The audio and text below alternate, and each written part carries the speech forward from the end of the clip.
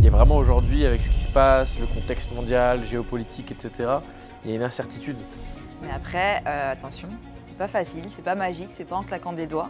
Il suffit qu'il y ait un problème, une crise, et tout peut s'effondrer comme un château de cartes, quoi. Toutes les personnes que l'on a tous les jours au téléphone, ils ne souhaitent qu'une chose, c'est tout liquider en France. Ils mettent toujours des nouvelles lois pour toujours prendre plus d'argent, et donc à la fin, il ne te reste rien. Hello guys, c'est Claire et Arnaud. On se retrouve dans ce 4e épisode de la série de podcasts du podcast Investir à Marrakech. C'est un plaisir de vous retrouver ici, toujours Bonjour sur à tous. cette belle terrasse ensoleillée.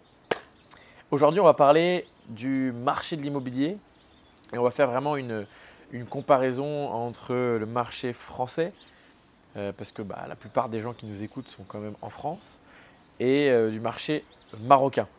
Et pourquoi aujourd'hui le marché marocain attire tant de monde.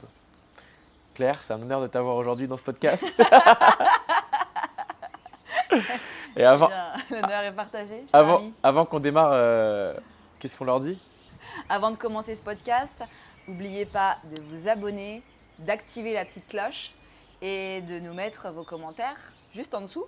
Ça nous fera super plaisir, ça nous donnera beaucoup de force. Exactement. Donc toi, tu as investi, Claire, en France? Oui, tout à fait. J'ai investi dans ma RP et j'ai également dans ma résidence principale et j'ai également un local commercial.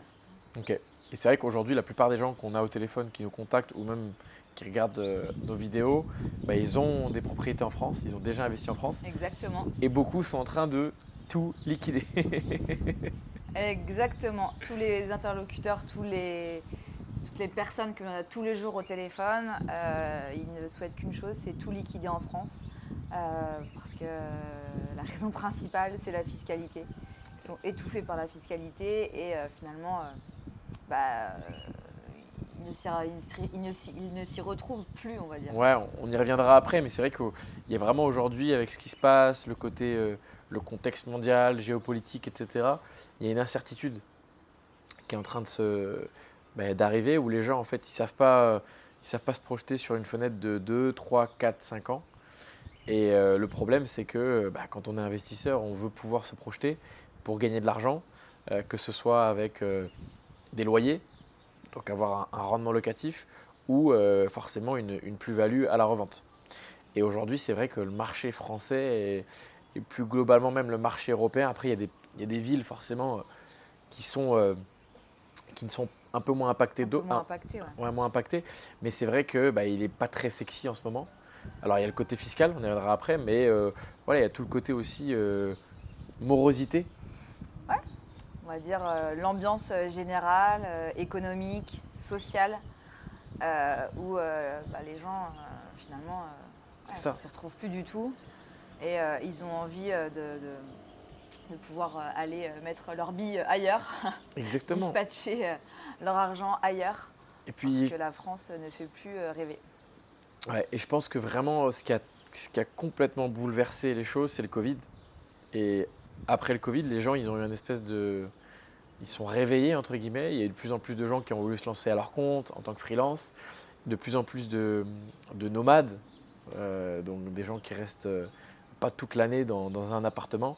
Et c'est vrai que quand tu vois, par exemple, des prix d'appartements à Paris et derrière, la qualité que tu as, la qualité de vie, franchement, c'est pas corrélé en fait.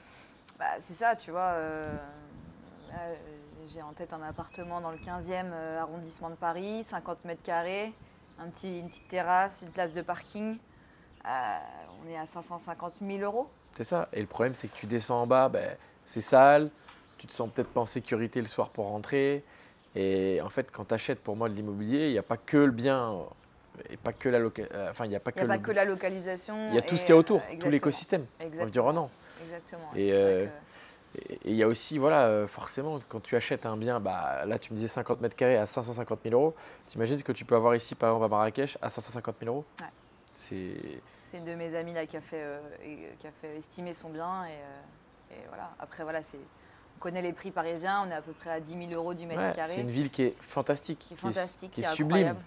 Mais aujourd'hui, vu le contexte actuel, je trouve que les prix sont complètement décorrélés par rapport à ce qu'on a en termes de valeur, quoi. De valeur, même pour tout ce qui va être location courte durée, donc pour du tourisme. Bien sûr. Je pense qu'aujourd'hui, il y a un paquet de touristes qui préfèrent s'orienter vers d'autres destinations que Paris ou que la France. Parce qu'en termes de sécurité en premier, même de service. Bien sûr. Voilà, c'est pas. Ouais, non, c'est très. Après, ce qui est cool en France, c'est pas la hauteur.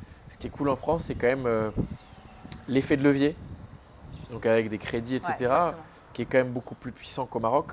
C'est vrai qu'ici, j'ai vu une stat, il faudrait que je vérifie, comme quoi il y a 80% de toutes les propriétés qui sont achetées comptant, donc sans crédit bancaire.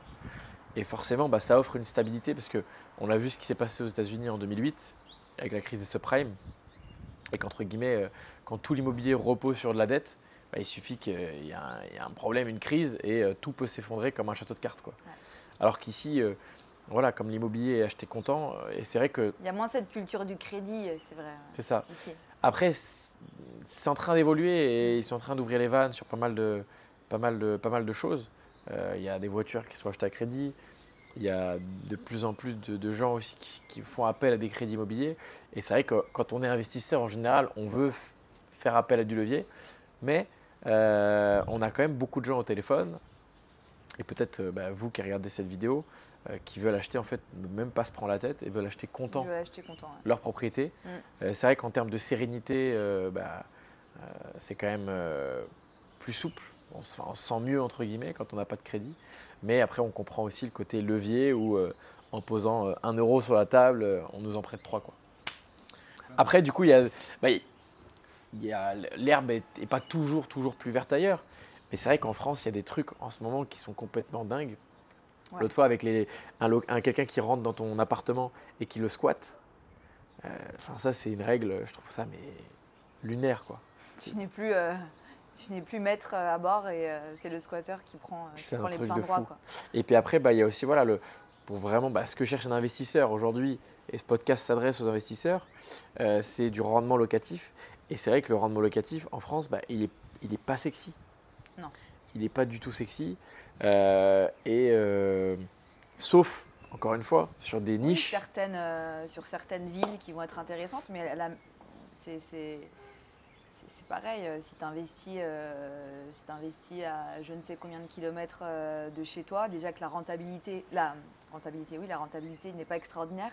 Si en plus tu la descends avec une conciergerie ou une agence immobilière qui va gérer ton bien, à la fin, en termes de cash flow, il ne te reste pas grand-chose. Voire rien. Voire rien, parce que par exemple, je pense à une ville comme Paris. Investir dans une ville comme Paris, c'est un peu compliqué en termes de tarifs, donc il faut aller plus loin. Bien sûr. Voilà, derrière, les rentabilités, elles fondent comme neige au soleil. Ouais, et puis le problème, en fait, c'est que même si tu es sur un marché de niche, par exemple sur de la typique, qui marche quand même très bien, de plus en plus, en fait, tu as tellement de nouvelles réglementations qui changent. Permanence. Et on est dans cette incertitude que je disais, dont je parlais au début du podcast, c'est que demain, ils peuvent nous sortir une nouvelle loi de leur chapeau. Tu vois, là, ça a fait beaucoup de mal, les réglementations Airbnb. Toi, par exemple, ton appartement à Paris, tu peux pas le louer en Airbnb. Enfin, si, tu pourrais, mais ça ne serait pas rentable au final.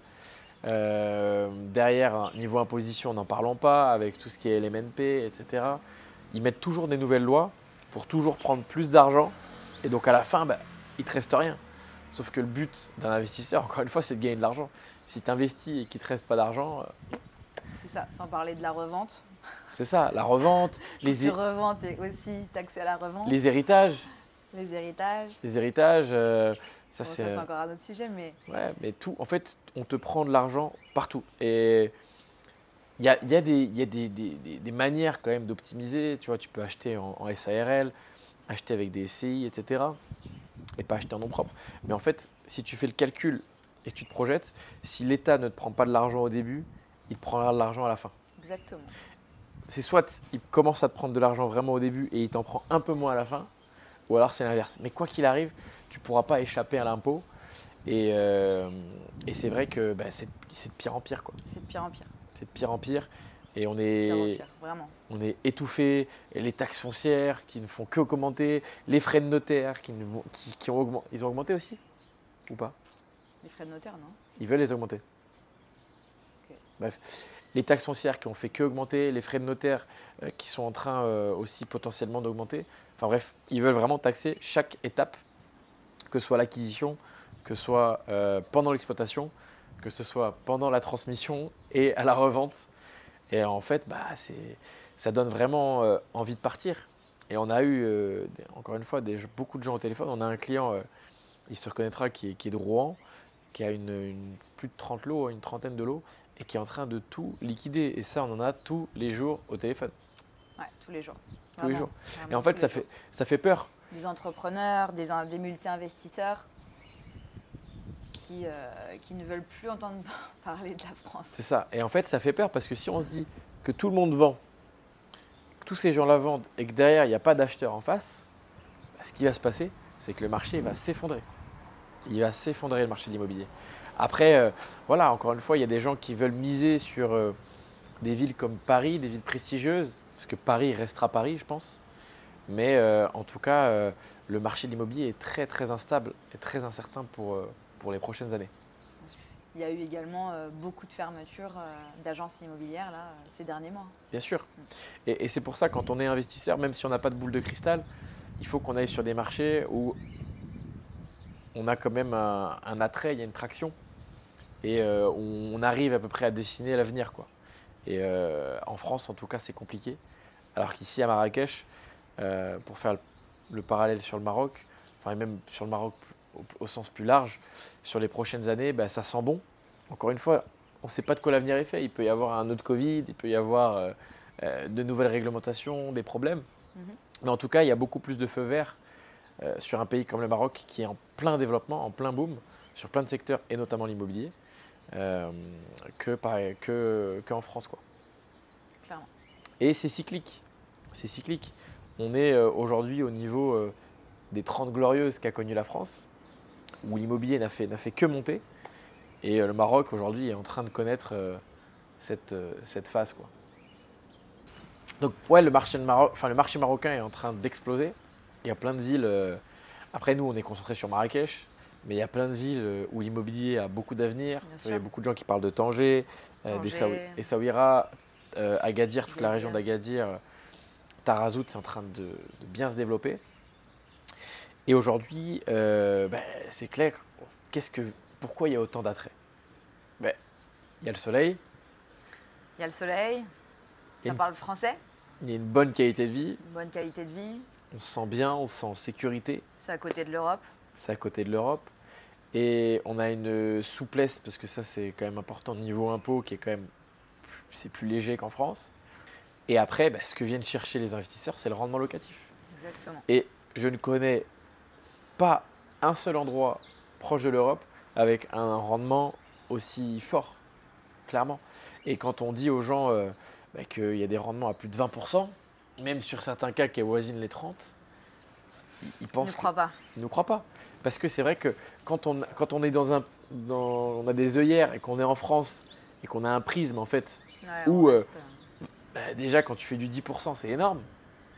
Ici, quand tu fais 20 points de rendement, les gens en fait ils se disent non, il y a un loup, quoi, il y a un problème. Il y a un problème, ouais. Et en fait, pourquoi on arrive à faire un rendement, notamment dans une ville comme Marrakech qui est aussi incroyable, c'est parce qu'on arrive à avoir un prix au mètre carré qui est quand même 3 à 4 fois, voire même 5 fois plus faible que la plupart des capitales européennes. Et en termes de prix, de location, quand on parle de location courte durée, parce que c'est de ça dont on parle, les prix sont les mêmes en fait. Ouais, ils avoisinent. Ils avoisinent par exemple des villes comme Bordeaux, etc. C'est ça. Et c'est ce qui crée tout simplement la rentabilité. La rentabilité, bien sûr. On achète à un prix. Sans compter les taux de remplissage qui sont juste exponentiels. Exactement. Puisqu'ici à Marrakech, il y a du tourisme absolument toute l'année. C'est ça. Avant, il y avait cette notion de saisonnalité. Elle est de moins en moins. Ouais, et puis je pense qu'il y a. Le Maroc est très fort en termes de communication sur les réseaux. Et du coup, ils attirent du monde. Des 4 coins de la planète. On croise des Indiens, des Asiatiques, des Américains et forcément beaucoup d'Européens.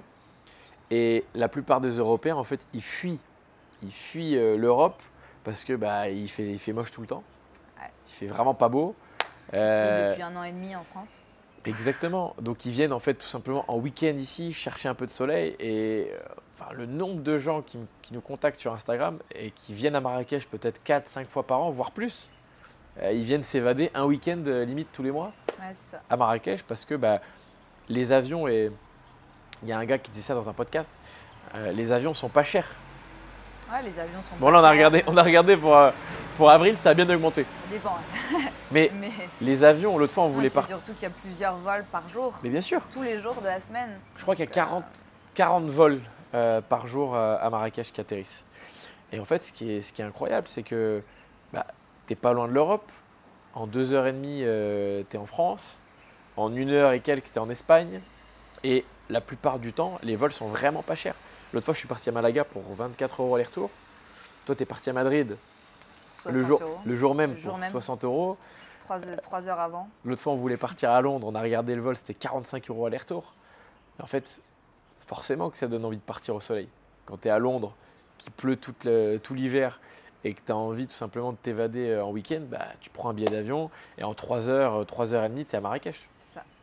Donc c'est vraiment je pense, la grande force du Maroc, c'est le côté géopolitique.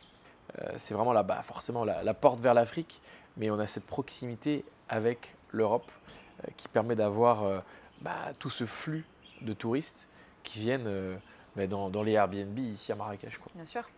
Sans compter la chaleur des Marocains qui t'accueillent vraiment à bras ouverts.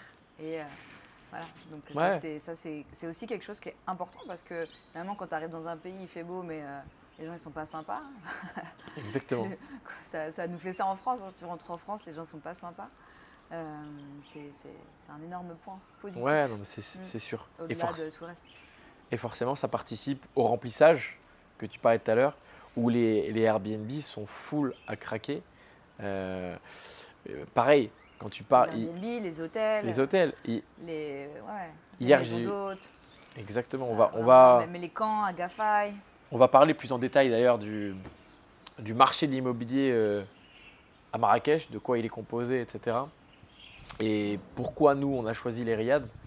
Mais c'est vrai que hier, j'ai eu un gars au téléphone. Je lui disais qu'il y a des riads qui avoisinent les 90% d'occupation. Il me dit « Ah ouais, quand même !» Et en fait, c'est vrai que ça paraît fou. Mais encore une fois, les chiffres ne mentent pas. Les chiffres ne mentent pas. Les chiffres ne mentent pas. Clairement pas. Et il y a une comptabilité qui est tenue. Bien sûr. Voilà, Et c'est vrai que ça paraît dingue. Mais il y a tellement de monde. On l'a vu sur les images à l'aéroport, etc., qui viennent dans cette ville pour venir tout simplement découvrir, s'amuser. C'est très dépaysant. Bien sûr. Enfin, tu arrives en Europe, tu arrives ici, c'est très dépaysant. Donc il y a ce côté où on va aller rechercher le côté un peu ce qu'on n'a pas chez nous, quoi. Enfin, il y a des paysages, l'architecture, la manière de parler, de manger. Toute une culture qui est si différente de la nôtre que tu peux rester passer 4 jours ici et avoir vraiment pris un gros bol d'air. Un gros bol d'air et tu as vraiment eu la sensation d'avoir coupé, quoi. Puis ce que j'aime à Marrakech, contrairement à plein de villes, c'est que tu peux vraiment vivre plein d'ambiances différentes. Tu vois ? Et c'est pour ça que d'ailleurs tu as une clientèle qui est complètement différente. Ouais. Tu n'as pas trop une clientèle corpo, par exemple comme à Casablanca, où là on est beaucoup plus sur une ville business. Forcément c'est pratiquement à 100% que des touristes. Mais tu as des familles, tu as des groupes d'amis qui vont venir consommer peut-être plus de la villa. Tu vois, moi j'avais fait mes 25 ans ici et on avait loué une villa à la Palmeraie. Il y a des couples qui vont peut-être plus vivre l'expérience riad. Donc forcément, on a tout un panel d'offres. Tu as des hôtels qui vont être très chers, comme la Mamounia, le Royal Mansour. Et puis, tu peux aussi tout à fait venir avec des moyens beaucoup plus modestes, en sac à dos, et puis manger dans des petits restaurants locaux où tu vas payer 3, 4, 5 euros Bien sûr. Ton plat. Et on va dire que ça correspond à toutes les bourses. C'est ça. Et il y a peu de villes aujourd'hui où tu as ça. Par exemple, tu vas dans une ville comme Paris, pour faire le parallèle. Et ouais, il faut avoir un certain budget pour venir faire du tourisme à Paris. Bien sûr. Tu vas dans d'autres villes, c'est vrai que c'est là où. Tu as le billet d'avion, tu as l'hôtel qui va coûter cher, tu as les restaurants qui vont coûter cher ou si tu fais les courses, ça peut être potentiellement cher aussi. Exactement. Donc ouais, donc on a vraiment en fait, on a un produit immobilier pour une cible, enfin ou pour plusieurs cibles, mais ça qui est top. Et on peut vraiment, tu vois, si demain tu avais une personne là qui veut venir à Marrakech, une semaine, tu lui dirais de faire quoi concrètement? Déjà, pas prendre le même logement. C'est ça, je dirais, tu passes 3 nuits dans un riad, après tu fais 2 nuits dans le désert d'Agafay ou une nuit dans le désert d'Agafay. Tu peux aller du côté du lac Takerkoust aussi.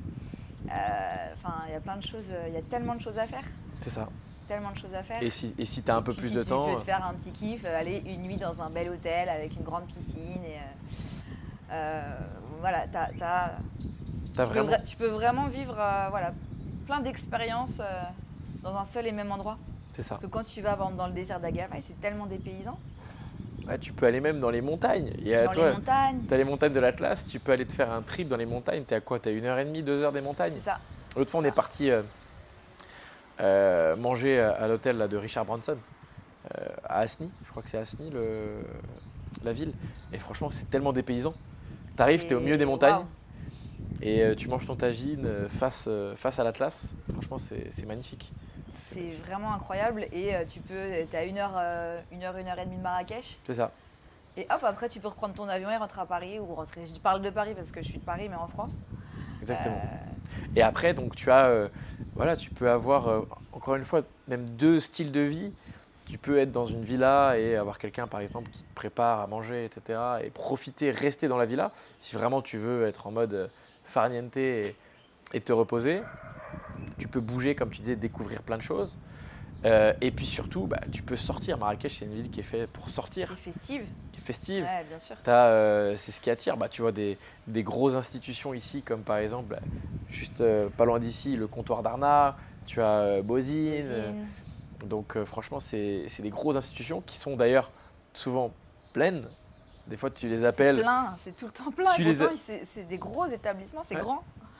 Et c'est plein. C'est ça. Tu les appelles, tu es obligé de réserver quand même souvent 3-4 jours. Tout le temps complet. Ouais, c'est clair. Et ça, c'est des super indicateurs. Quand les gros restaurants comme ça, qui fonctionnent à fond, sont complets sur plusieurs services, c'est que tu sais qu'il y a du monde à Marrakech. Et donc forcément, quand tu es investisseur immobilier, c'est le jackpot.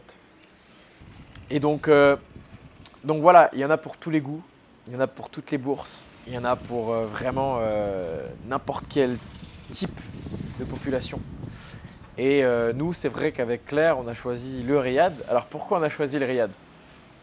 Pourquoi on a choisi le riad? Parce que c'est vraiment, on va dire, un produit que l'on affectionne tout particulièrement. Pourquoi déjà? Parce que nous, on aime les vieilles pierres. Moi, choisir entre de l'ancien et du neuf, mon cœur va directement aller vers de l'ancien. Pourquoi? Parce qu'il y a de l'histoire. Bien sûr. Il y a quelque chose derrière, il y a une histoire, il y a une âme, voilà. Et puis la Médina, c'est tellement chouette. La Médina, il y a de la vie, ça n'arrête jamais. Il y a des commerces en permanence, il y a du monde. Voilà, il y a vraiment une ambiance, une énergie particulière. Et c'est la raison pour laquelle, la première raison en tout cas, nous, qui nous a attirés vers le produit riad. C'est ça. C'est vraiment le côté affectif.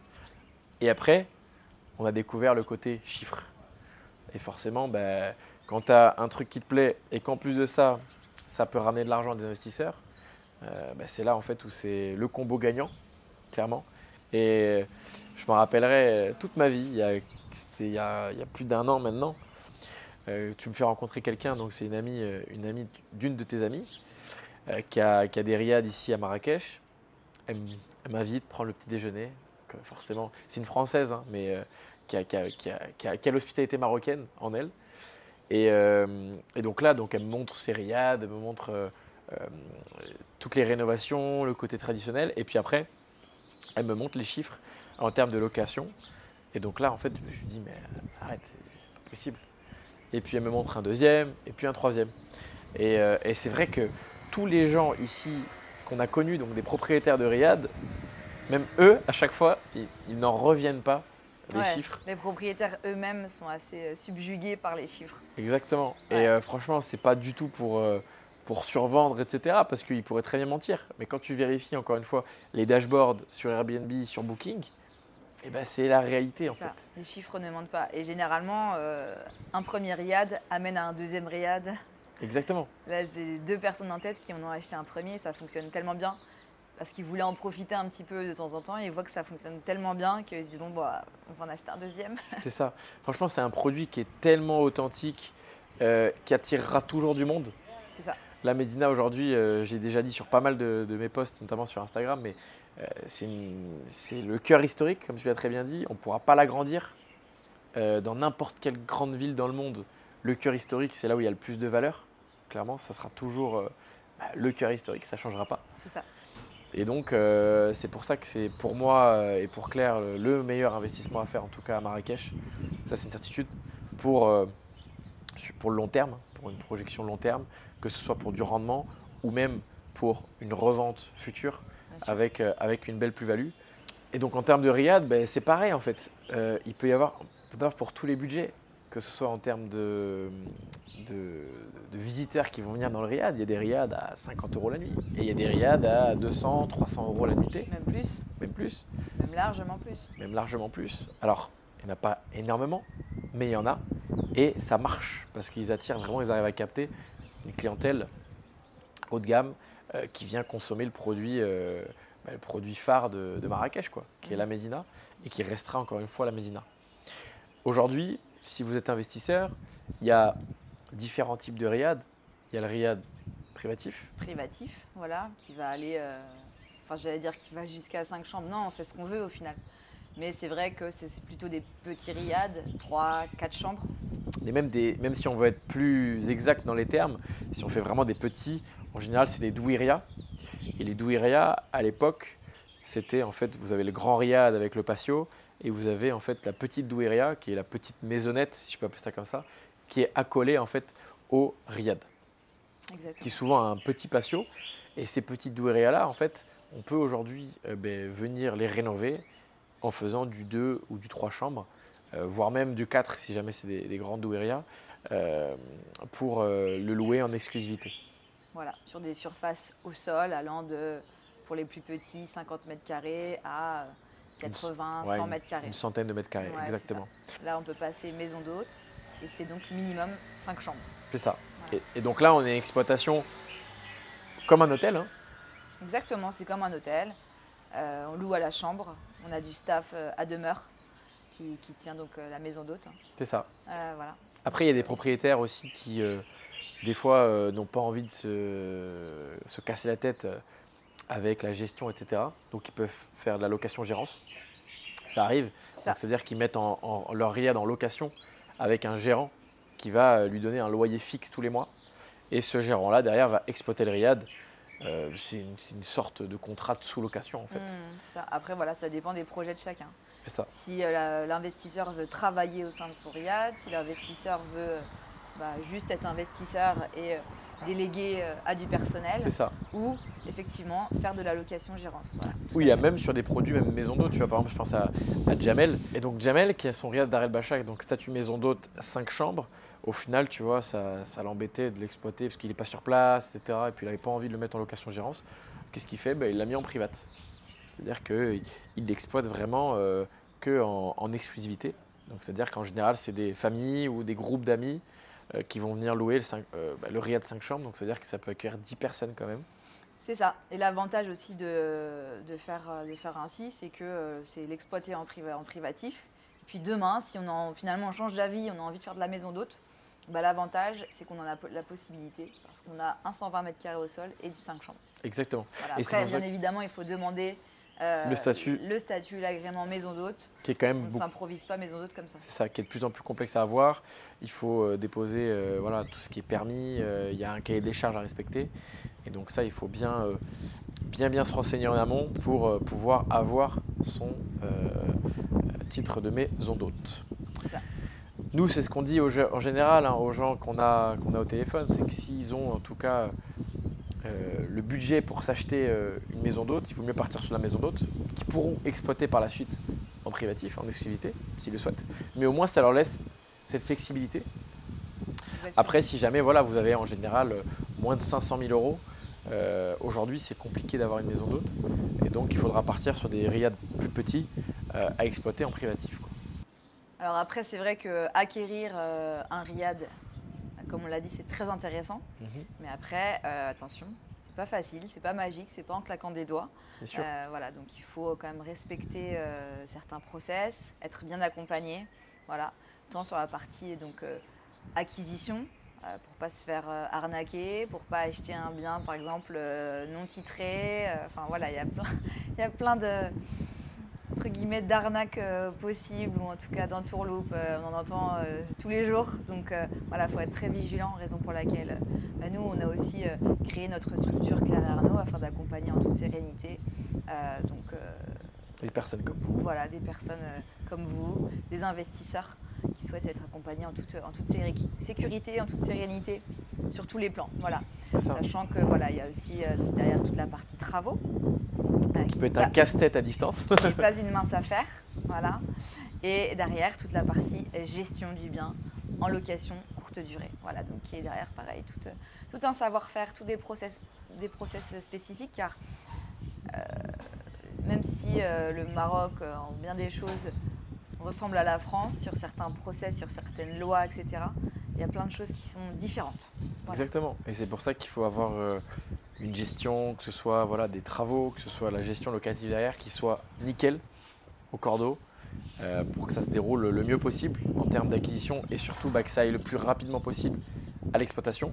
Nous, aujourd'hui, on préfère partir d'une page blanche, c'est-à-dire aller sur un riad à rénover ou carrément à construire, parce que au moins on maîtrise ce qu'on fait, il y a plus de souplesse, de flexibilité.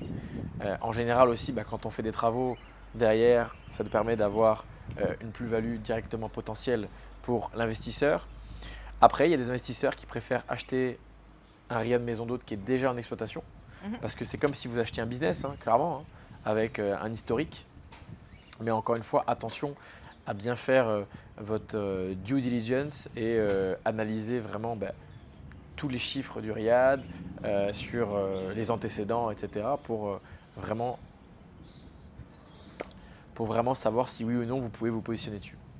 Donc nous, on accompagne les gens on accompagne les investisseurs sur deux typologies, sur des riads clés en main qu'on va vendre sur plan et que derrière on va donc soit rénover, soit construire et récupérer la gestion, ou alors en pure transaction classique comme une agence immobilière sur de la vente de riads déjà existants, en général des riads maison d'hôtes avec déjà en exploitation qui tournent depuis plusieurs mois, plusieurs années. Merci en tout cas de nous avoir écoutés. Donc on a pas mal abordé le marché de l'immobilier au Maroc, mais plus spécialement forcément à Marrakech. On a fait un petit parallèle, une petite comparaison avec la France qui aujourd'hui malheureusement est en déclin. Oui. C'est un fait. C'est un fait.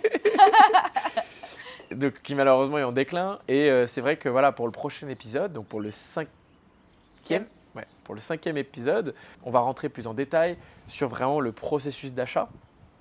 Comment ça se passe, comment ça se passe les agences immobilières ici, les notaires, vraiment même les travaux. Vraiment on va vous détailler step by step comment ça se passe demain. Je décide d'acheter un riad. C'est quoi toutes les étapes, tous les intermédiaires par lesquels je vais passer, les process, les lois, etc.